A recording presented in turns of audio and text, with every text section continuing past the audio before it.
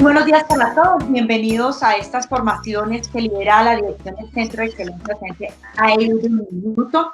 Hoy tenemos como invitado a Oscar Aparicio Gómez. Me voy a permitir leer su perfil. Él es licenciado en Filosofía de la Universidad de Buenaventura de Bogotá, es doctor en Filosofía y doctor en Educación de la Universidad de Barcelona. Actualmente dirige la empresa de base tecnológica el Grupo de Investigación, Educación, Investigación y Tecnología. Les voy a pedir por favor que tengan los micrófonos abiertos, cerrarlos para poder disfrutar de esta conferencia con nuestro invitado, el doctor Oscar. Muchísimas gracias, Oscar, por estar aquí con nosotros, por haber aceptado esta invitación. He leído todo su trabajo, he visto cómo están investigando y cómo están desarrollando tantas tecnologías emergentes de lo que nos va a hablar hoy. Adelante, Oscar, por favor. Buenos días para todos. Agradezco a todos ustedes por esta invitación. He tenido desde hace muchísimos años una relación muy cercana con Uniminuto y especialmente con el padre Camilo Bernal, a quien pues aprecio y conozco hace mucho tiempo también. Así que luego de esta presentación quisiera compartir con ustedes algunas ideas en torno a las tecnologías emergentes, pero más que a las tecnologías emergentes como tecnologías, considero importante que podamos hacer una reflexión pedagógica importante en torno a esta emergencia, no solamente de las tecnologías, sino también de las pedagogías que vienen asociadas. Espero que este rato de reflexión pues nos permita a nosotros despertar esas preguntas propias, internas, sobre nuestro quehacer educativo, sobre el compromiso que tenemos con las personas que se nos han confiado o que ellas mismas se han confiado a nuestras manos, a la orientación, y que entre todos podamos, en medio de tantas transiciones y tantos cambios, algunos de ellos abruptos, inesperados, ir dándole pista a nuevas maneras de ver la sociedad, la educación y la familia. Así que me permito iniciar este ratito de compartir algunas ideas, algunas intuiciones que hemos desarrollado, y luego entra la parte más importante, que es el turno de preguntas, donde podríamos profundizar un poco más los temas.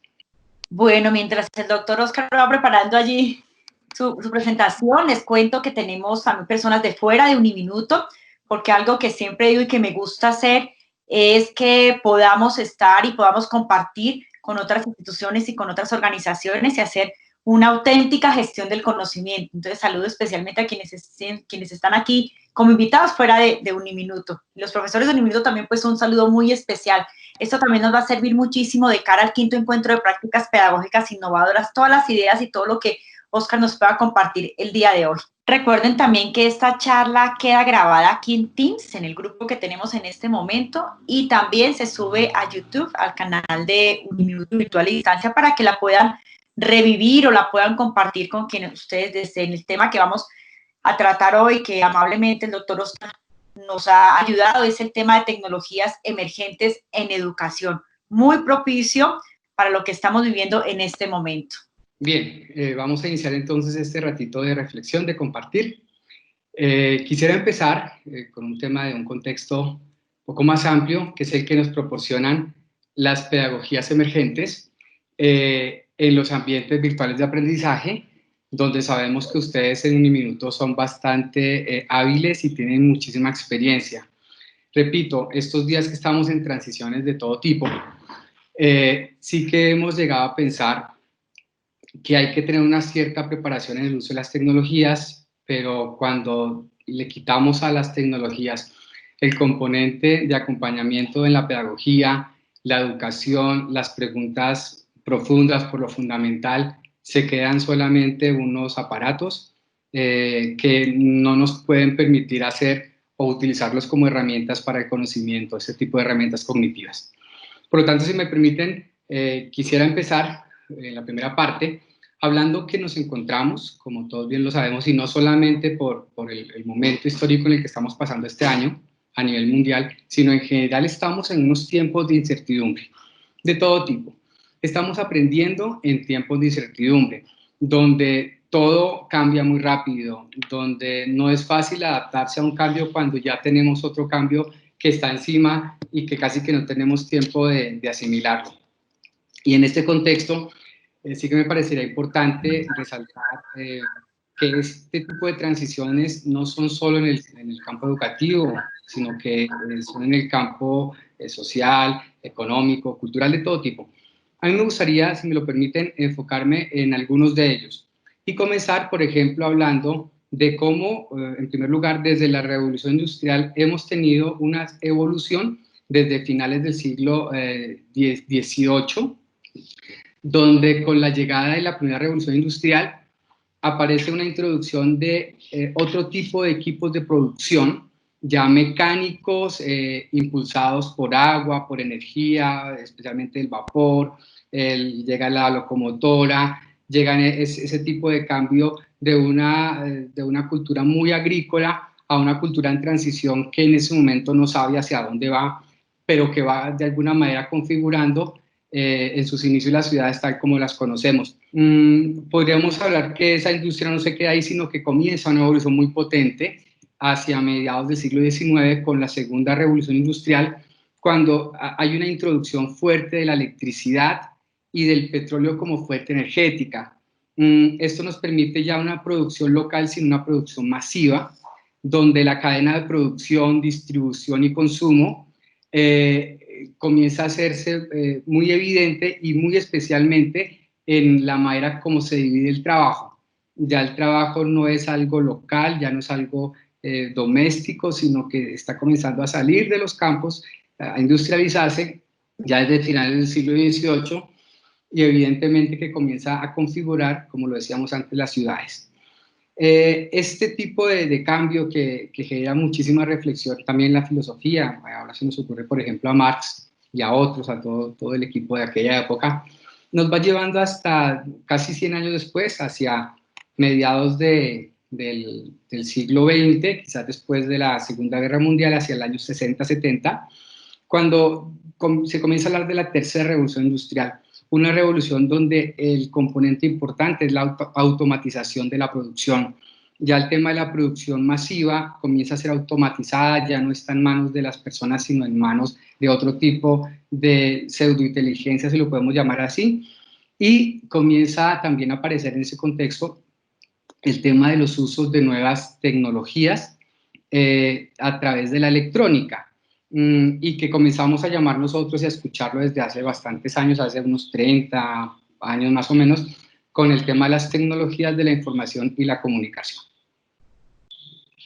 Esta industria sigue evolucionando hasta que ya casi en la segunda década del siglo XXI, donde estamos ahora, se comienza a hablar de la cuarta revolución industrial, donde la producción automatizada ya no solo es automatizada, o sea, ya pasamos de una producción local, luego a una producción masiva, automatizada, y ahora estamos hablando de una producción automatizada pero interconectada y basada en uso de sistemas físicos de otro tipo, por ejemplo, los cibernéticos, que ya comienzan a ser de tipo ubicuo, a estar presentes de todas las maneras. Ya hoy día en el campo doméstico, donde estamos absolutamente todos nosotros, sobre todo quienes estamos en el mundo educativo y en la familia, ya con el celular o con cualquier aparato controlamos la luz o controlamos la televisión o controlamos los electrodomésticos, el internet, todo. Es un poco a donde estamos evolucionando.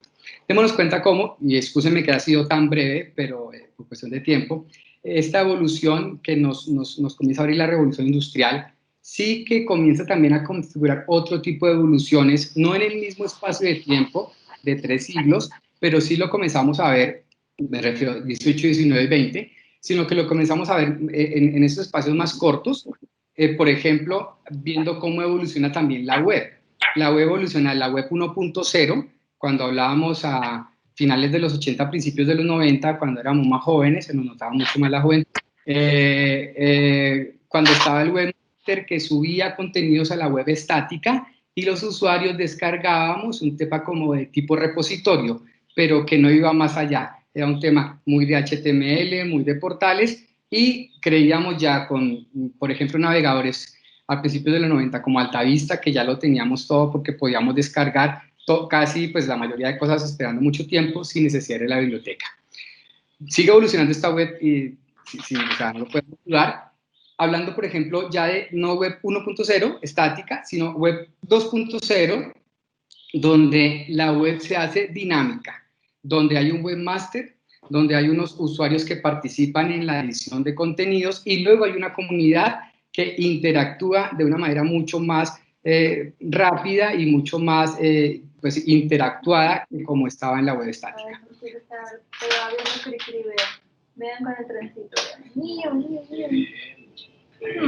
Desde que había una pregunta, ¿no? Hay preguntas. No, parece que alguien tiene el micrófono abierto, ya reviso aquí tranquilo. Continúe, por favor, gracias. Gracias. Viene pues la evolución a web 3.0 y ya no hablamos solamente de un tema de estaticidad o dinamicidad, sino que hablamos de que hay una web multimedia, esa web que aparecen a emerger contenidos no solamente de texto, sino de imágenes, de videos de interacción, donde confluyen bases de datos, donde comienzan a emerger las apps que hoy día han evolucionado hasta los teléfonos, donde hoy podemos quitar o poner lo que nos interese según nuestras necesidades, donde ya no solamente hay una base de datos, sino que hay una web semántica que comienza a interactuar desde la inteligencia artificial con nosotros, donde ya nos identifican qué es lo que queremos, qué palabras buscamos, cuáles son nuestros intereses, y casi que leyéndonos la mente abrimos el teléfono y ya el teléfono inteligente y ya nos aparece prácticamente esos temas que más nos interesan.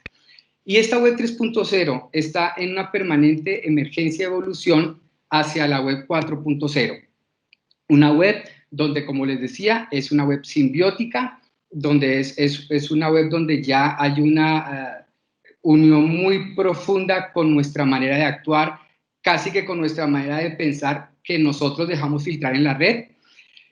Muy conectada también a nuestro contexto, a nuestro entorno con la web de las cosas, que derivará también, como les decía al principio, en el Internet de las cosas, donde entran componentes como, por ejemplo, el Big Data, toda la producción que se hace interconectada, casi que con inteligencia artificial o con inteligencia artificial de la web de la industria 4.0, como esta web de las cosas también nos lleva a una web social, donde no solamente las social media, las redes sociales, sino la inteligencia artificial, el ML-Learning, por ejemplo, el uso de los móviles, de los celulares para poder interactuar, y el tema de la computación en la nube comienzan a hacer emerger contextos de socialización, pero también, digamos, desde nuestra óptica de aprendizaje, en términos de, por ejemplo, la web emotiva, de que ya comienzan a identificar nuestros gestos para saber qué es lo que nos tendrían que brindar o qué emoticones nos podían representar o de qué manera nos podríamos relacionar o qué tipo de personas tienen nuestras emociones de ese momento para poder generar algún tipo de interacción.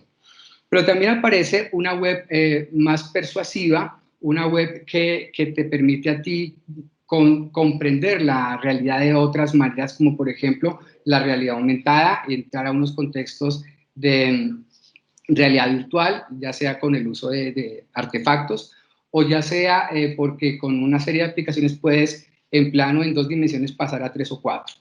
Y evidentemente nos damos cuenta cómo esta web 4.0 nos está llevando hacia una computación ubicua que lo está llenando absolutamente todo.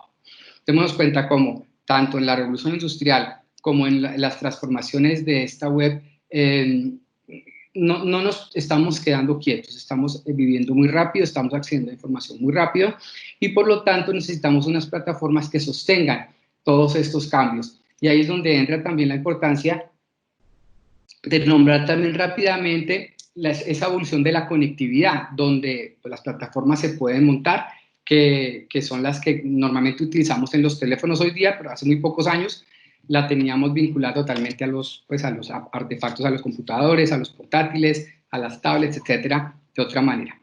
Empieza pues la 1G, la red 1G del año 80, que pues no tenía espacio para almacenamiento, solamente era un tema de interacción con los primeros teléfonos celulares a finales de los 80, principios de los 90, que ya luego comienza a correr un poco más rápido en la segunda generación, en el 2G, luego en el 3G a finales de los años 90, que muchos de nosotros ya nos cogió, con los primeros celulares que uno ya tenía prácticamente a todas partes, y salta hacia finales del 2008, 2009, con el tema del 4G, que es en el que estamos ahora, y viendo con toda la problemática que ya hemos todos escuchado y también comentado sobre el 5G, y pues esta web ubicua, esta industria 4.0, cómo comienza a interactuar también a través de esos entornos de conectividad.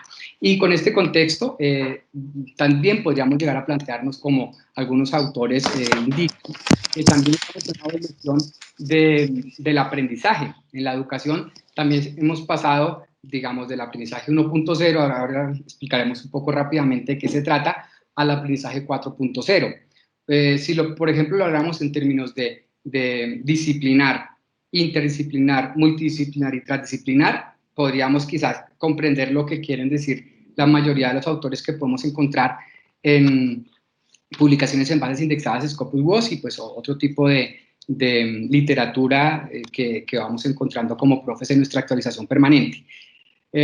Por ejemplo, comenzar con esa educación 1.0, que era 1 a 1, donde bien sabemos que había uno que sabía y el otro que no, y uno que depositaba, bueno, etcétera, los conocimientos, la información, lo que queramos decir, que evoluciona luego a algo más multi, ¿sí? Que es algo más interdisciplinar, más multidisciplinar, primero, que es de qué manera trabajamos el profesor, el estudiante y otro estudiante, entonces ya son 3, 4, 5, pero que luego no hay digamos, no se comparten cosas más esenciales que aquellas que es información. Luego aparece un panorama un poco más amplio en el tema interdisciplinar, y yo lo hago porque estoy tratando de relacionarlo con ese discurso, que es que ya no solamente son muchos asistentes, sino asistentes que se interrelacionan por sus intereses. Y luego, en la educación 4.0, ahora le explicaremos un poco mejor, estaríamos hablando de algo que me parece extraordinario, y escúchenme el juicio de valor, y es el tema del florecimiento de la educación. Ya no es solamente dos o muchos, o interconectados, o interesados, sino que ya es algo donde esas relaciones hacen que florezca lo que podríamos llamar el conocimiento desde pues, su más pura esencia, donde estamos buscando construir para mejorar las condiciones de vida de las personas, por ejemplo, o utilizar lo que ya tengo para que las innovaciones permitan que ya no le resuelva yo el problema a nadie, sino que pueda brindarle herramientas, elementos para que ellos puedan solucionar sus propios problemas, que no tengan que depender de nadie, sino que cada quien pueda manifestarse en sus comunidades, en sus entornos específicos, desde la resolución de sus propios problemas. Quiero pasar un poquito rápido porque sé que no, el tiempo pues tiene un límite y vamos a intentar estar muy, muy enfocados en el tiempo que nos dieron para que podamos hacer las sesiones de preguntas. El tema de qué consistiría esa educación 1.0 o 2.0 o 3.0 o 4.0 desde cómo se concebía el profesor, para que nos hagamos una idea. El profesor en la educación 1.0, a ver si nos suena, es la fuente del conocimiento. En la 2.0 ya pasa a ser el consejero, el guía, el intermediario. En la 3.0 hablaríamos de que es el líder, el que lidera una creación compartida, cooperativa, colaborativa del conocimiento. Pero ya en ese contexto de industria 4.0, de web 4.0, de 4, 5G, estamos hablando de una educación 4.0 donde el profesor emerge en una compatibilidad, y aquí es donde viene la gran discusión profunda desde, podríamos decirlo, la filosofía de la educación, y es el tema del profesor ya y la compatibilidad con las búsquedas en portales asistidos y basados en inteligencia artificial. Ya es un tema de que es insuficiente, me refiero a que todo aprendizaje media entre personas evidentemente, pero el acceso a la información, el profesor ya no es el único el que tiene la información, ya lo sabemos bien, pero ese profesor cómo gestiona la información de cara a construir el conocimiento con sus estudiantes de manera cooperativa y colaborativa. Aquí en inglés lo dicen como content curator, es el que cuida los contenidos a los que accede el estudiante porque tiene muchos accesos posibles cuando no está con el profesor. Y aquí sí es importante ver de qué manera la tecnología, esas tecnologías que están emergiendo, están redefiniendo el lugar del profesor sin quitar el lugar del profesor, que no es reemplazable, como tampoco es reemplazable el tema de las personas que están cerca en la familia. Ahí, sí que podemos decir desde el entusiasmo, uy, qué bien la tecnología, cómo nos ayuda, pero es que nos ayuda, es una herramienta, y el profesor sigue siendo el profesor. Ahora, ¿cómo se piensa y define? Ahí es donde viene la discusión. ¿Cómo se accede al contenido en la educación 1.0? Pues porque hay un soporte tradicional de derechos de autor, todo cerrado, tienes que comprar el libro, tienes que acceder a todo, casi todo es de pago, a menos que vayas a una biblioteca pública o de la universidad y te lo presten. En la educación 2.0 comienzan, esto en el Uniminuto es experto, los recursos educativos abiertos de disciplinas internas, y ahí ya hay un acceso gratuito. En la educación 3.0 ya hablamos de esos REA, de esos recursos educativos abiertos, creados y utilizados por el estudiante. O sea, ya no solamente que consumo, sino que también produzco contenidos. Hay un término que es el prosumidor, pero es un tema demasiado nos traería aquí mucho el debate, depende cómo se vea, pero sí ya no solamente recibo, sino que creo producción para poder aprender yo, pero que también puedan aprender los otros. Esto se ve mucho desde el punto de vista disciplinar, sobre todo en instituciones y fuentes certificadas de interacción y en plataformas como Coursera, como Merlot, que están muy enfocadas en este tipo de producción.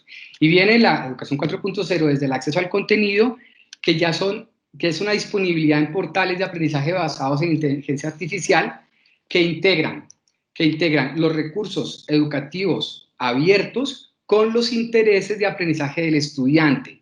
De alguna manera la inteligencia artificial aquí ayuda a que el estudiante, a que el entorno tecnológico se adapte al estudiante, a su proceso de aprendizaje. Evidentemente que esto no puede ir solo, porque el estudiante necesita un acompañamiento por su edad, por su experiencia, que está en el sitio del profesor. Y ahí es donde se redefine de qué manera, insisto, el profesor debe repensarse delante de la relación con el estudiante.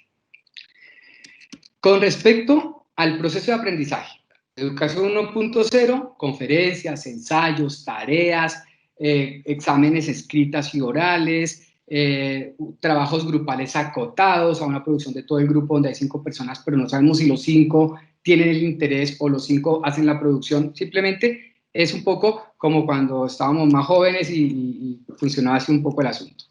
Con el tiempo, el proceso de aprendizaje en la educación 2.0 nos habla de tecnologías más abiertas. En algunos países, ya desde los 7 u 8 años, aparece muy vinculado al currículo el tema de la robótica de Arduino, donde ya ellos también pueden llegar a acompañar su proceso de aprendizaje dándole órdenes a pequeñas entidades robóticas para que el niño, o en este caso el niño o el joven, vea cómo evoluciona evidentemente su propio aprendizaje con lo que él mismo construye.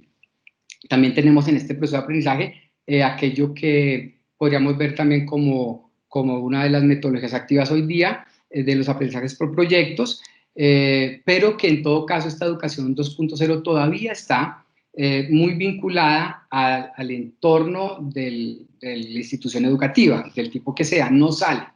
Y ahí es donde aparece la educación 3.0, hablando de un proceso de aprendizaje donde las actividades de aprendizaje abierto abordan no solo la creatividad del estudiante, sino que le permite trascender el lugar cerrado de su institución educativa. Y ya estamos hablando de cómo desde las redes sociales los chicos interactúan no solamente por sus intereses afectivos o emocionales, sino por sus intereses también académicos, digamos, de conocimiento, de búsqueda de conocimiento, fuera de su disciplina, fuera de su institución, fuera de su país, y ya iríamos mucho más lejos.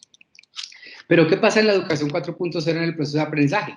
Volvemos al aprendizaje adaptativo, impulsado por portales de inteligencia artificial que ajusta el proceso de aprendizaje de acuerdo con el perfil del estudiante en tiempo real. Claro, aquí estamos hablando ya de otro nivel, donde el proceso de aprendizaje se adapta al estudiante según las necesidades del estudiante, ya la comprensión no es para venderle un producto, como lo podríamos ver en la web ubicua o esta web 4.0, sino que estamos hablando de una programación que le permite a la máquina, al artefacto y al software acercarse a los intereses y necesidades de aprendizaje de los estudiantes. Repito, con la importancia de la mediación del profesor. Con respecto a la organización, de cómo está, en dónde estamos aprendiendo.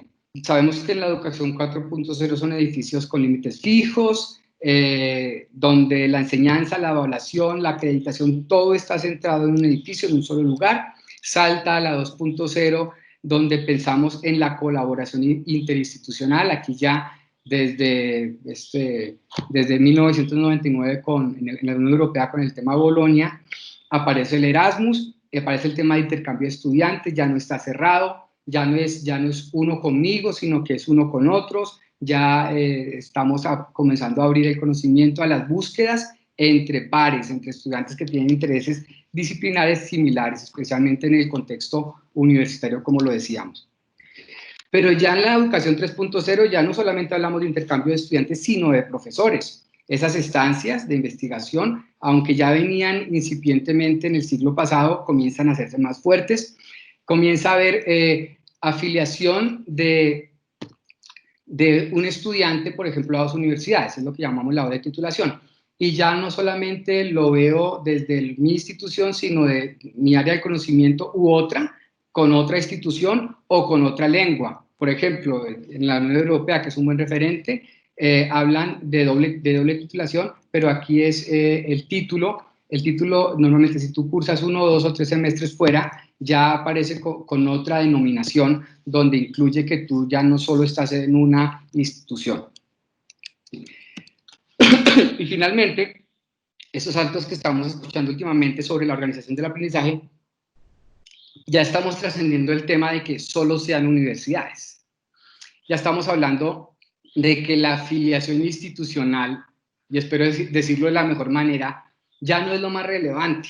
Ya no es de en qué universidad estás y qué acreditación tienes. Yo sé que estamos aquí avanzándonos. Recordemos que la educación 4.0 está emergiendo, es la discusión actual. Ya la afiliación institucional no es tan relevante. Hay otro tipo de instituciones que brindan esta educación posescolar, de primer, segundo y tercer nivel de proceso, perdón, que está, por ejemplo, impulsada por la inteligencia artificial y que nos permite, por ejemplo, llegar a buscar una serie de competencias, digamos, en entornos a los que no estábamos acostumbrados. Ahora, al terminar esta exposición, enseguida después de hablar de este tema, vamos a hablar de 3 ejemplos muy claros. Uno es el proyecto TIFIS en la Unión Europea, otro es las industrias de aprendizaje como centros de aprendizaje, por ejemplo, una universidad de Canadá, y luego hablaremos rápidamente de la Universidad 42 de Silicon Valley, como para que nos hagamos una idea de lo que estamos hablando. ¿Cómo viene aquí el lugar del estudiante o cómo ha venido en esa evolución también del 1 al 4.0? El estudiante, ya lo sabíamos, como un agente pasivo, o mejor, como un paciente, más que como un agente pasivo, como un paciente que recibe los contenidos y luego los repite en según qué formatos solicitados por la fuente del conocimiento, la fuente de la información, del conocimiento, que en ese caso es el profesor. Luego en la educación 2.0 hay una transición hacia el proactivo, o sea, el perfil del estudiante es más activo, se mejora evidentemente después de tantas reflexiones de los pedagogos del siglo XX que nos han regalado tanto en su obra, en sus publicaciones, en los que han comentado sus publicaciones, y es que el estudiante comienza a tener un perfil activo y a irse configurando poco a poco en el centro del proceso educativo, algo que ahora está muy claro, pero que no hace muchos años no era así. En este proceso de educación, en la 3.0, hablamos de que el proceso educativo del estudiante ya no solo es del profesor, sino que hay un acompañamiento a ver qué necesidades y qué intereses tiene el estudiante para hacer juntos el plan educativo. Se desarrollan no solamente nuevas ideas ni nuevos proyectos, sino también nuevos artefactos, Y ahí es donde, por ejemplo, todo el tema de formación en capacidades, que aquí en Colombia llaman semilleros de investigación, intentamos hacerlo nosotros los profes en el contexto en el que estamos, especialmente en esa relación entre docencia e investigación. Intentamos que los estudiantes no sean solo quienes auxilian, quienes ayudan a los profesores, que no es el lugar suyo, no es, quizás debería ser al revés, es mi opinión, sino que ya es un tema de trabajo conjunto. Ya somos miembros de grupos de investigación, donde algunos de ellos son estudiantes en formación, donde también sus perspectivas se van ampliando a medida que van aprendiendo las metodologías, los procesos que nosotros desde la experiencia tenemos y les podemos brindar, pero que no acaban haciendo los proyectos que los profesores hemos pensado. Y salta aquí a la educación 4.0, donde el estudiante, digamos, dentro de los límites del aprendizaje, dentro del proceso, también, si me lo permiten, del desarrollo de la conciencia moral del estudiante, de tener una preparación para poder saber qué es lo que le conviene o no le conviene, que eso se lo da a uno los años, la experiencia, la vida, lo que quizás los profes ya tienen un poco más consolidado, y es el tema de un aprendizaje autónomo con acompañamiento del otro. O sea, no es que hago el trabajo del otro, pero tampoco es que hago el trabajo que yo creo sin tener la referencia del otro. Es la importancia de esa interactividad entre mis necesidades, mis búsquedas y los referentes de experiencia que siempre están ahí y que la naturaleza lo ha configurado de esa manera, que hay personas que han vivido antes que otras y que por lo tanto pueden ofrecer algo antes pues, que otras que no han vivido lo que han vivido ellos. Por lo tanto, en este contexto de educación 4.0, el estudiante autónomo, con una formación para la autonomía, repito, que es tan importante, encuentra el acompañamiento del profesor, del asesor, pero recordemos, con ese componente de inteligencia artificial que le ayuda a desarrollar los planes educativos, de adaptar las necesidades y búsquedas del estudiante, actualizados continuamente por mecanismos adaptativos.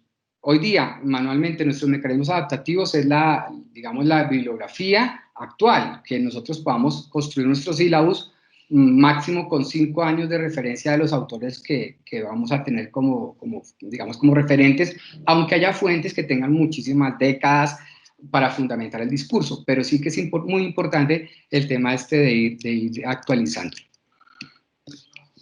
Y finalmente, en este cuadro de comparativo de educación 1.0 a 4.0, hablaríamos de los medios, o sea, algo que hay universidades y contextos y países que se han vuelto muy fuertes, por ejemplo, en los sistemas de e-learning o m-learning y tantas plataformas que les acompañan. En la educación 1.0, puede ser que sí, claro que haya unos sistemas internos, aunque fueran de administración, de gestión de notas y tal, que se limitaban solo a una institución. Estamos hablando de hace 30 o más años, o un poquito más para acá, 25 años.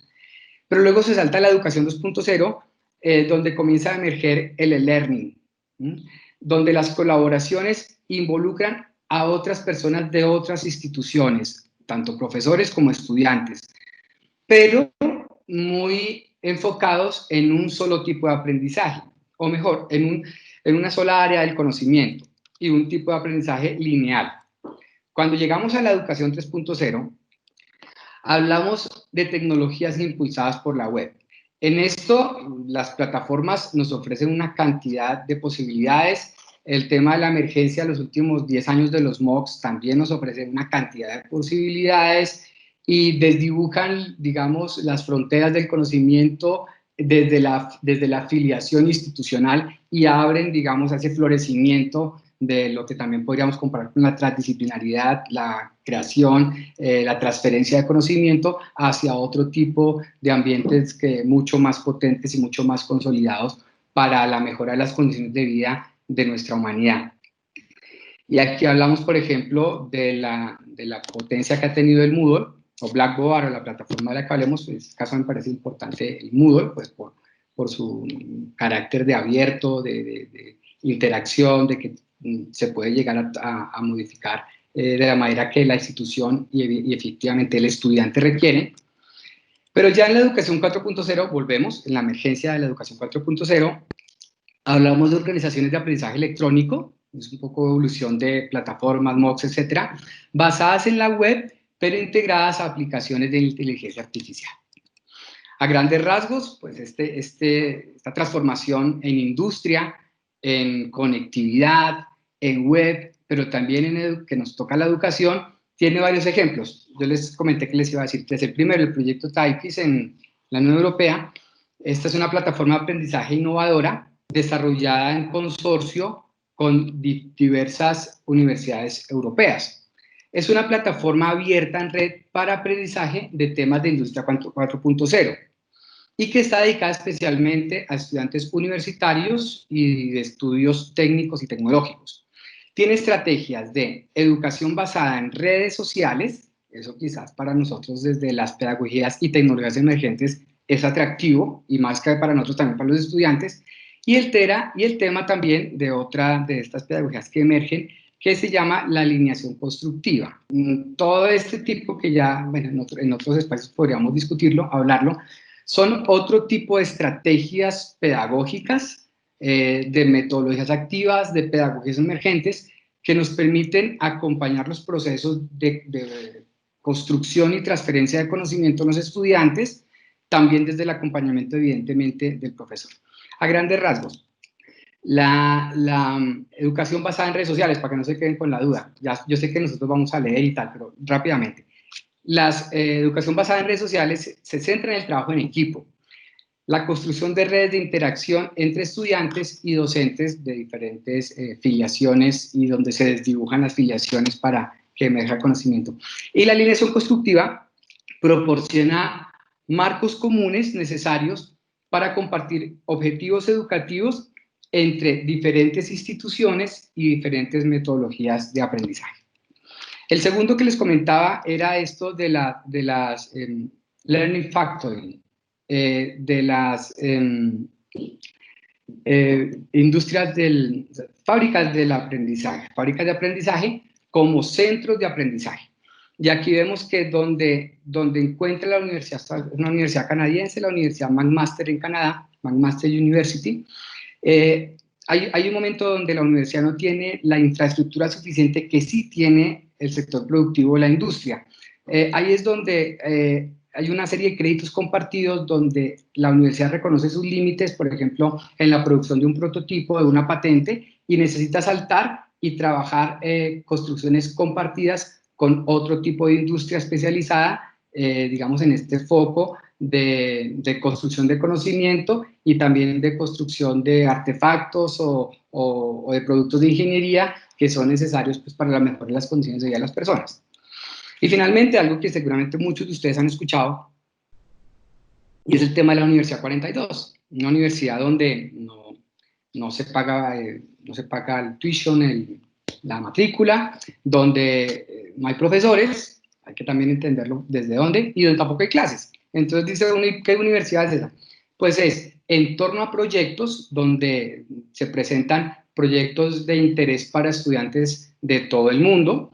Esto está patrocinado por Silicon Valley, pero también por el gobierno, no el gobierno de Francia, en Francia, con los directivos del diario Le Monde, que buscaron que en inglés y francés se pudiera hacer este tipo de proyectos construidos con estudiantes de diferentes nacionalidades. Allí los muchachos mayores de 18 años se presentan, pues, a su proceso, y quienes son reconocidos entonces pasan a formar como unos grupos de construcción de proyectos, de producción desde los proyectos, y la manera en que terminan y reciben sus certificaciones es a medida que alcanzan una patente o otro tipo de producción de nuevo conocimiento o del tipo que sea para la sociedad. No sé si estoy absolutamente seguro, pero entre 8 y 10 proyectos que generan patentes ya les pueden dar su certificación. Digamos que la salida interesante es que una vez terminan, creo que muchos de ustedes lo saben, salen a ganarse, no sé, 3, 4 mil dólares al mes como estudiantes noveles, como profesionales noveles recién graduados. Es una cosa interesante que es como de alguna manera está evolucionando esta educación 4.0. Bien, como estamos acercándonos al tiempo, yo pienso que el contexto que se nos está intentando brindar nos permite postular algo que ya lleva tiempo de desarrollo, que son las pedagogías emergentes y su relación con las tecnologías emergentes, como lo hemos visto, no podemos pensar prácticamente una sin la otra. Y en este contexto de las tecnologías emergentes, para hacer un repaso rapidísimo, las primeras tecnologías eran de aprendizaje, eran las de caminar, por ejemplo, en el liceo o en la academia griegos, Platón, Aristóteles con sus discípulos, en el jardín o en el ágora de aquellos lugares tan hermosos que tiene Grecia, esos enclaves preciosos, y hablar sobre temas de conocimiento. Por lo tanto, esa tecnología de caminar e ir aprendiendo, discutiendo, acompañados con métodos, por ejemplo, la mayéutica de Sócrates, mientras se hacían preguntas unos a otros, pero que luego va adquiriendo mayor consistencia, por ejemplo, en los tableros, que fuera de Colombia llamamos pizarras, las pizarras, luego los libros de texto, luego las enciclopedias, los cuadernos, todo este tipo de tecnologías que han venido evolucionando desde hace tantos siglos, son los que nos permiten hoy llegar a pensar que prácticamente que nuevo algo, no sé, yo al menos no conozco nada absolutamente nuevo. Quizás se ha renovado, aparece la innovación, hacer nuevo lo que ya estaba, pero nuevo, pues bueno, esa es una discusión que tendríamos que darnos entre todos. Lo que sí parece importante es que en este campo de las pedagogías, esas pedagogías emergentes de las que hablamos hoy, es cuando comienza a surgir un diálogo entre la tecnología y la educación, entre las TIC y la educación, que hunden las raíces, no lo podemos olvidar, en los pedagogos que tanto han reflexionado en términos de cómo mejorar las condiciones de aprendizaje de los estudiantes, especialmente los pedagogos del siglo XX, sin que, por ejemplo, yo no me acuerde del Emilio de Rousseau o de tantas otras obras, que no es el tema aquí de listar y explicar, pero que aquí la cosa impresionante, que me llama la atención, es que se tienen en cuenta estas pedagogías de toda la vida, pero desde prácticas innovadoras que normalmente llevan adelante docentes intuitivos, que se han dado cuenta que su clase es muy diferente a otra clase, que su manera de concebir el aprendizaje es diferente, digamos desde el punto de vista didáctico, o la manera como se capta y se mantiene la atención en un tema, del tipo que sea. Eso ha permitido que esos enfoques y estas ideas que no están bien sistematizadas, algunas sí, pero sistematizadas como tal, a veces uno piensa sistematizado como cerrado. Ya esos términos habría también que replantearlos. Se actualizan al momento en el que estamos pasando. Por ejemplo, el tema del aprendizaje invertido, que antes llamaban aula invertida. Es algo que tiene pocos años, que en su momento fue el auge, que generó mucha expectativa y que es muy probable que luego o cambie de nombre o se diversifique o que se ajuste y ya no sea lo que era, porque aquí se trata de entrar en unos contextos de cambio y dinamicidad, no dependiendo ni de metodología ni de contenidos, sino del centro del proceso educativo, que es el estudiante. Ese es nuestro referente, el de todos nosotros. ¿Qué se intenta hacer con este tema de educación y TIC? Aprovechar toda la potencialidad en términos de comunicación, de competencias de información, que es colaborativo, interactivo, creativo, innovador, etc.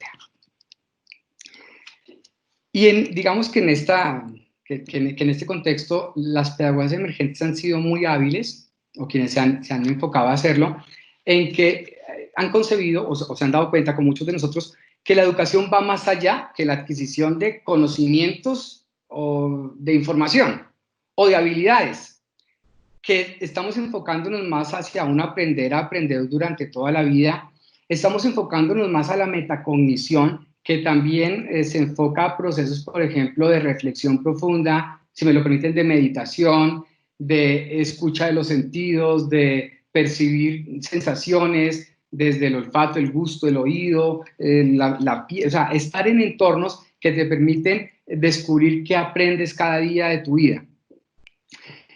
Digamos que actualmente, aunque hay mucha trayectoria, las teorías más sólidas que sostienen, sin demeritar las demás, esas pedagogías emergentes son, por ejemplo, el paso del cognitivismo al constructivismo, el paso del constructivismo al construccionismo, que es construir apoyados con tecnología, el aprendizaje basado en proyectos, por ejemplo, los desarrollos de los últimos 10 o 15 años de George Siemens con el tema del conectivismo. O sea, hay un auge de pedagogías que intentan sistematizar, pero que saben que no pueden cerrar, digamos, la proyección, porque es proyección, es inyectar lejos, es lanzar según las necesidades y los intereses de los estudiantes y también de la sociedad, evidentemente.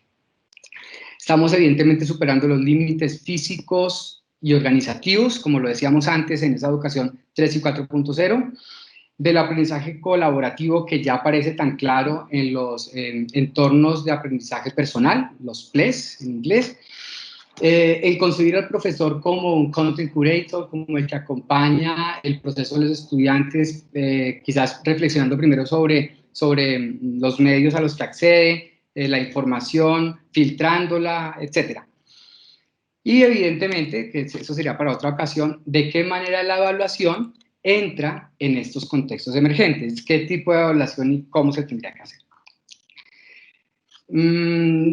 Como nos podemos dar cuenta, cuando hablamos de pedagogías emergentes, cuando hablamos de evolución de la industria, cuando hablamos de evolución de la web o de la conectividad o de la educación, estamos hablando de tecnologías emergentes que poco a poco se adaptan y se convierten en medios instrumentales, la mayoría de ellas, para adquirir, digamos, el fin último, que es la educación de la persona, que es que ella sea posible, ella vea posible, gracias a todos los medios y mediaciones, de ser ella misma también en aquello que hace.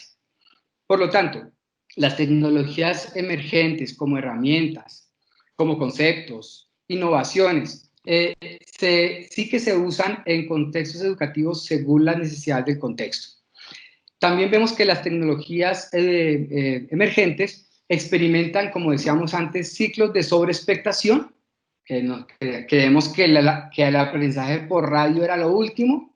Ahora estamos volviendo en estas épocas donde hay regiones donde no hay internet, volvemos otra vez al radio, pero parece que ya no era radio, sino que era internet, pero claro, a veces tenemos que hacer cambios fuertes, donde parecía que la educación abierta y a distancia era, pero llega internet y entonces parece que no, pero luego otra vez sí. O sea, no podemos decir esto es. O sea, esa sobreexpectación llega, pero no quiere decir que desaparezca, baja, sube, se enriquece con el e-learning, con la digitalización de contenidos, con el mobile learning, claro, pero casarse con una sola, evidentemente que como en cualquier área del conocimiento, del saber, de la sociedad, es peligroso.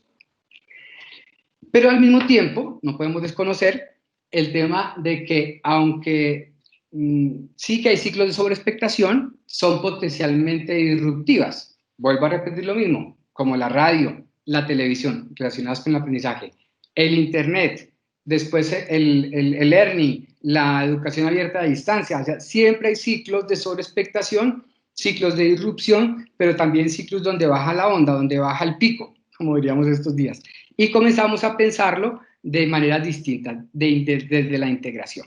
Por lo tanto, ni estamos hablando de entusiasmos iniciales, ni tampoco de descalificaciones prematuras, sino que estamos hablando de que las cosas conforme llegan nos permiten adaptar nuestros procesos educativos.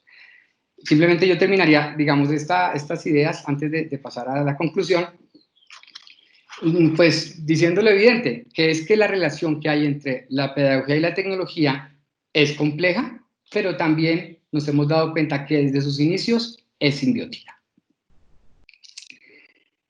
Esta última parte, me gustaría que ya desde el lenguaje, compartir con ustedes, de qué manera hablamos de la llegada, ya les digo, desde la época de los antiguos griegos hasta hoy, de la tecnología a los entornos de aprendizaje, ya sean físicos o en este caso digitales. Puede llegar, digámoslo en términos digitales, como introducción de la tecnología. Entonces lo estamos viendo como algo más instrumental y es como cuando uno llega a un salón, hace unos años que pasaba el salón de clases, y encuentra un video bin, un cañón de proyección. Claro que ha llegado, lo hemos introducido, pero cuando lo proyectamos, simplemente ya no tenemos que escribirlo en la pizarra, en el tablero, sino que está proyectado. Nos ahorró 4 minutos, sí, pero la diferencia entre una y otra, entre cuando yo lo hacía manualmente y explicaba la clase escribiendo en el tablero, y cuando proyecto, ¿Que ha ganado? Sí, ha ganado tiempo. El tema es que esa introducción de la tecnología no se puede crear en introducción, pero esa reflexión ya se ha hecho, no es algo nuevo. Eso ya se ha hecho hace unos 30 años para acá, sobre todo hace unos 20 años. Y es que la introducción de la tecnología también requiere una integración de la tecnología. Si bien el tema de la introducción de la tecnología es instrumental y pedagógico, la integración de la tecnología es algo más curricular y metodológico. Por ejemplo, cuando hacía 30 años, un poquito más, por ahí, 30 años yo creo, venía en el currículo la asignatura de informática. Claro, metodológicamente estamos aprendiendo a hacer cosas que antes no sabíamos, con profesores que están aprendiendo a hacerlo, pero que nos estamos tratando de adaptar desde, como decíamos antes, desde la complejidad y la simbiosis de esa relación de educación y tecnología.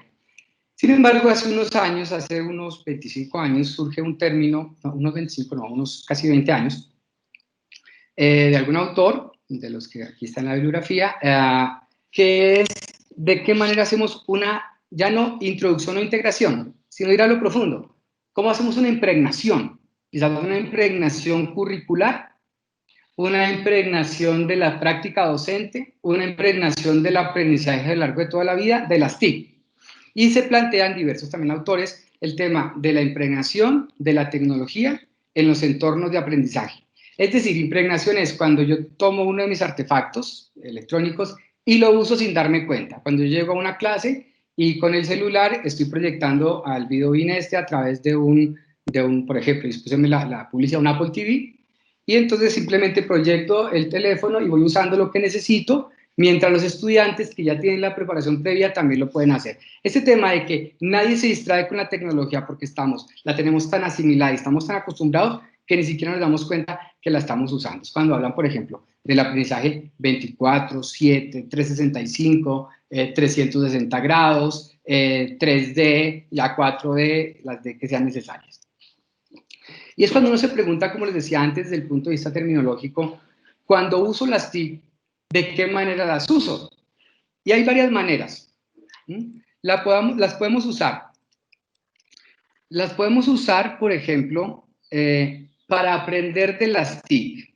Y entonces las TIC, las tecnologías, son nuestros profesores.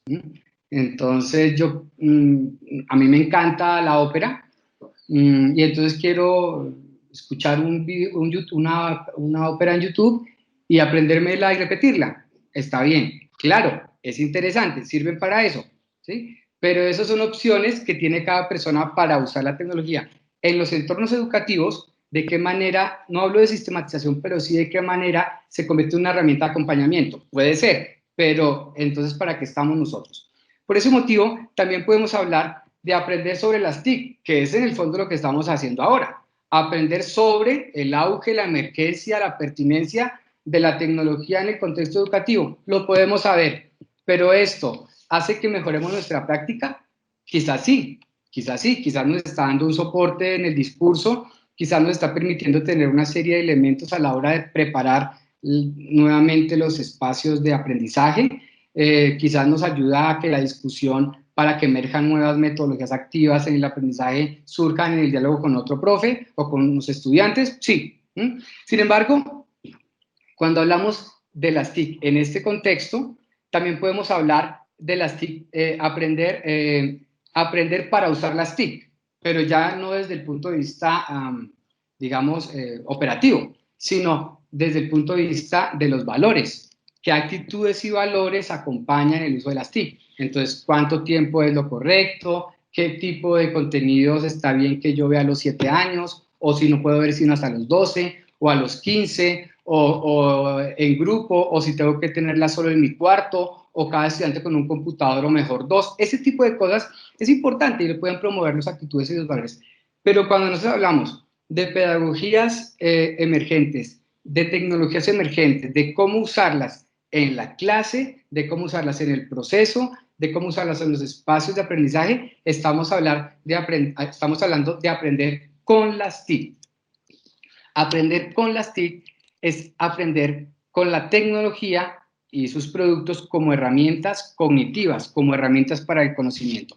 Y aquí hay una cantidad de desarrollos extraordinarios durante los últimos 30, 40 años, y los que se hicieron hace 40 o 30 años son muy fuertes, son muy sólidos para construir la reflexión, pero también hay unos que se han hecho últimamente a raíz precisamente de esa emergencia de nuevas maneras de aprender, de apoyarse en la tecnología. Yo simplemente les voy a compartir algunos. Por ejemplo, aprender con las TIC nos puede hacer pensar en las tecnologías como amplificadoras de la mente, como afirma Reinhold, y amplificadores de la mente es que yo llego a un sendero ecológico, llevo mi celular y entonces encuentro unos pajaritos volando, unas ardillitas o unas plantitas, entonces yo cuando le apunto el código QR ya sé un poco mejor qué es lo que estoy viendo, me ayudan a amplificar.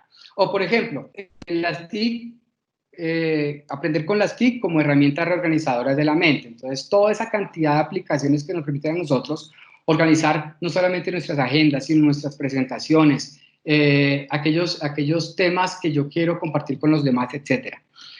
Como dice, por ejemplo, bueno, esto lo dice Pia, pero como dice Brunner, aquello que me parece extraordinario, y es el tema de los andamios cognitivos, el scaffolding, el poder construir un andamio, pero necesito una pieza del andamio para subirme y construir la otra, y necesito la otra para construir la otra, y de qué manera uso una tecnología para que me lleve a otra y para que me lleve a otra, y en el fondo, de manera ubicua, la utilizo como mis herramientas, casi que como estamos haciendo estos últimos meses nosotros, que estamos buscando herramientas, emergentes o no emergentes, que nos ayuden a llevar adelante toda esta cantidad de situaciones que nos están haciendo, pues, comenzar a plantearnos en la importancia de la conectividad, que es esa teoría también que desarrolla George Siemens, de que estamos en un mundo absolutamente conectado, bueno, en cuanto es posible, de muchas maneras, no solamente desde el Internet, pero que estamos profundamente conectados. Pues este es el escenario que queríamos compartir un poco con ustedes. Este es un escenario que necesita ser profundizado. Aquí solamente se han dado unas pautas generales. Se ha quizás creado un espacio, se ha intentado crear un espacio para la reflexión, para la discusión, evidentemente, para ver desde esta profundización nosotros en nuestras propias prácticas qué podemos aportar desde nuestra experiencia. Bueno, Oscar, nada, pues muchísimas gracias por tantas ilustraciones que nos ha dado sobre las tecnologías emergentes. A mí particularmente es un tema que me apasiona y siempre estoy leyendo y siempre estoy buscando qué hay de nuevo, porque me gusta también que los profesores estén como a la vanguardia de estas tecnologías, que no todas las podemos aplicar, que no todas las podemos usar porque dependen también de los contextos de las universidades, del mismo modelo pedagógico que tenga cada universidad. Eso también influye muchísimo para el uso de estas tecnologías. Muchas gracias por todo lo que habla de Uniminuto. Si realmente, pues, en estos tiempos no estuvimos tan fuera de base con el tema de la pandemia, en migrar de un día para otro, porque tenemos algo de experiencia que nos falta muchísimo por aprender. Claro que sí, todavía seguimos aprendiendo, pero nos fue un poco más fácil quizás que a otras instituciones, no solo de Colombia, sino de fuera de Colombia, adaptarnos a esta nueva metodología. Y seguimos trabajando porque, como usted mismo lo dice, son lenguajes diferentes, son metodologías diferentes, el rol del profesor es otro, el rol del estudiante es otro, de la misma institución, y son otras las mediaciones que se dan en la educación virtual, o como la queramos llamar en este momento, que la llaman educación remota, educación a distancia, en fin. Pero en últimas terminamos usando estos medios virtuales. Hay varias preguntas que eso me parece súper interesante porque se ha generado el debate y eso me gusta, entonces vamos a tratar de escoger aquí algunas porque sé de su tiempo también, Oscar. Bueno, vamos a ver con esta acá. ¿Cuál sería el enfoque? Ah, bueno, espérenme un segundo que tenía otra anterior acá. A ver, aquí sigo subiendo. De cómo potencializar el trabajo autónomo en los estudiantes. He tratado de recoger algunas que están relacionadas con este tema. Bien, con respecto al aprendizaje autónomo, hay algo que deseamos la evolución de la educación 1 a 4.0, y es que estábamos muy acostumbrados a ser la fuente de conocimiento, los profes, y queríamos ser profes para ser fuentes de conocimiento. Quizás esa fue nuestra experiencia cuando estábamos pequeños, o en la adolescencia, o en la juventud, primera juventud, porque ahora estamos como en la segunda. Pero de lo que se trata en el fondo es, así como en la familia, nosotros ofrecemos una serie de herramientas, las instituciones nos dan las inmediaciones y los medios para que los estudiantes puedan tener el acceso a ese tipo de herramientas, como lo decíamos antes, herramientas cognitivas, y ellos tengan la preparación suficiente para utilizarlas desde la mediación también de nosotros como profesores. Pero si me lo permites, si me das 2 minutos, a mí me gustaría pensar en un ilustre psicólogo hoy día que de hace unos años para acá llama la atención desde la reflexión ética, y es de Lawrence Kohlberg. ¿Cómo se desarrolla la conciencia moral? Dice que acá habla muchos psicólogos seguramente, escuchando, la primera parte, la primera fase de la infancia del niño, sabemos que el niño solo quiere buscar lo que a él le proporciona placer, lo que a él le gusta, y en el fondo lo que lo motiva es su propio interés, su bienestar. Luego viene el periodo de la adolescencia, eso Kohlberg lo llama estado preconvencional. Luego viene el tema de la adolescencia, la primera juventud, y entonces el jovencito, el adolescente, ya no solo es lo que él quiere, sino lo que le hace quedar bien con los amigos. Entonces yo hago esto para que no hable mal de mí, para que me acepten en su grupo, para que me quieran, para que me chateen, lo que sea. Esto lo llama Kohlberg estadio convencional. Y luego viene uno, que es el que llama Kohlberg el estadio postconvencional, y es cuando uno ni busca solo su bienestar, ni busca lo que digan los demás, sino que buscan lo que realmente se debe hacer desde el deber. Es un poco desde, por ejemplo, el imperativo categórico de Kant, obra siempre de tal manera y según una máxima que puedas erigir como ley universal. Claro, la gran pregunta es, cuando yo soy un estudiante autónomo, ¿en qué estadio estoy? ¿Me quedé en la infancia, donde solamente busco evadirme de mis responsabilidades y buscar mi placer para irme a jugar? ¿O solamente busco quedar bien, aunque no me interese el tema, pero necesito sacar bien la nota? ¿O realmente estoy haciendo esto porque yo quiero aprender? Entonces ahí es donde viene la gran pregunta de qué tan preparado está el estudiante, también desde su casa, desde su familia, para ejercer este aprendizaje autónomo. No es un tema que está vinculado al uso de herramientas. Podemos tener la mejor metodología, podemos ser el profesor con más likes, pero si en el fondo el estudiante no está preparado para esa autonomía, que repito, es de casa y escuela o casa y universidad, es muy difícil que se lleve adelante este aprendizaje autónomo. Muy bien, aquí hay otra pregunta que está muy relacionada con lo que acaba de mencionarnos, Oscar. ¿Hasta qué punto las redes sociales son la ruta o el medio adecuado para ofrecer o desarrollar una malla curricular en cualquier nivel de formación? Por audiencia, cobertura, preguntan desde Yopal, es esta pregunta. Claro, creo que también debe ser un medio. Nosotros pensamos mucho en las redes sociales como Twitter, Facebook, Instagram, TikTok, o sea, las pensamos así, pero hemos entrado en un reduccionismo de las redes sociales. Las redes de conocimiento que tenemos nosotros, el acceso, por ejemplo, a proyectos en común con otras universidades, Europa lo hace con Erasmus, por ejemplo, con los estudiantes, esos son redes sociales. El tema es que cuando nosotros utilizamos una estrategia, digamos, tecnológica como el Twitter, que tú necesitas tener una capacidad de síntesis grande, que es importante el ejercicio de ser muy sintético para poder compartir lo que quieres decir o lo que quieres escuchar. Ese ejercicio de compartir el conocimiento es extraordinario. Por ejemplo, cuando tú me mandaste la semana pasada la invitación, ¿qué hice yo? Enseguida a mis redes de la gente con la que trabajo, en las redes a las que pertenezco, vamos a intercambiarnos, pero yo al día recibo 15 o 20 webinars de este tipo. Por lo tanto, las redes, claro que Twitter y Facebook los usamos mucho, pero ¿de qué manera desde el aprendizaje nos podemos beneficiar? No podemos generalizar que de esta manera funciona Twitter para el aprendizaje o el TikTok, pero sí funciona. Ahí viene nuestra tarea. ¿Cómo hacemos que esa metodología, que esa pedagogía emergente, desde una tecnología emergente como son este tipo de redes sociales digitales, también están haciendo que haya nuevas metodologías activas, que esa metodología yo la regulo teniendo en cuenta las necesidades del estudiante, el área del conocimiento, también la interdisciplinaridad en la que me muevo, pero al mismo tiempo que se pueda hacer algo importantísimo en las funciones sustantivas, que es la transferencia del conocimiento.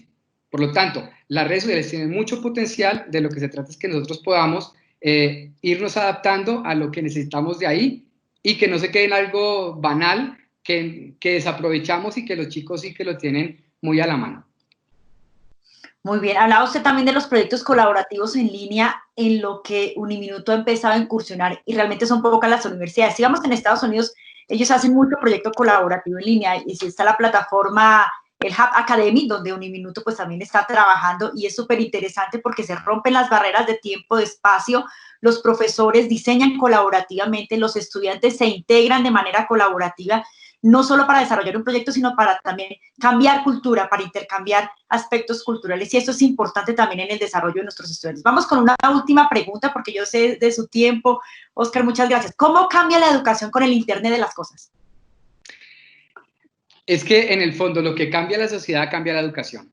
O sea, el Internet de las cosas ya nos cambió, ya absolutamente todo. Ya les digo, yo le digo a la lámpara ya y se apagó. ¿Ven? Ya lo tenemos integrado todo al celular, desde aquí es que se maneja todo, y el tema no es qué fue primero, si fue la estrategia o fue la metodología. Aquí simplemente nos encontramos con un Internet de las cosas, nos encontramos que los aprendizajes ya van mucho, como decíamos antes, por los intereses que tienen las personas de aprender. Ya no va a ser el currículo que nos dé la universidad, y excúsenme que lo diga así de claro, yo también trabajo temas curriculares, sino que el currículo nos lo está dando la sociedad, y no solamente la necesidad de la empresa, porque a veces parece que fuera un discurso neoliberal, no lo es las necesidades y las búsquedas de los estudiantes. O sea, ya el tema es de qué manera nosotros, desde las competencias digitales de los ciudadanos del siglo XXI, como profesores ciudadanos, estamos acompañando a estudiantes ciudadanos